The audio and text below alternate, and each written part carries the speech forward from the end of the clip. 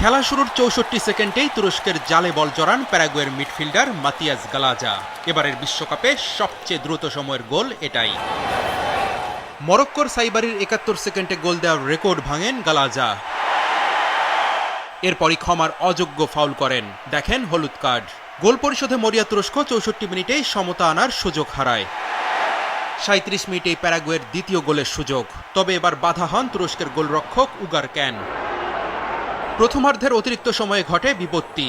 মুখে হাত দিয়ে তুরস্কের মূলদুরকে গালাগাল করেন প্যারাগুয়ের মিগুয়েল আলমিরন। ভিএআর এর সহায়তা নিয়ে এর প্রমাণ পান রেফারি। ফিফার নতুন নিয়ম অনুযায়ী নিউক্যাসল ইউনাইটেডের সাবেক এই ফুটবলার পায় লাল কার্ড। বিরতির পর প্যারাগুয়েকে চাপে রেখে একের পর এক গোল করার সুযোগ খুঁজে তুরস্ক, কিন্তু ভাগ্য সহায় ছিল না, গোলও পাচ্ছিল না তারা। শেষ পর্যন্ত ম্যাচ হেরে বিশ্বকাপ শেষ হলো তুরস্কের।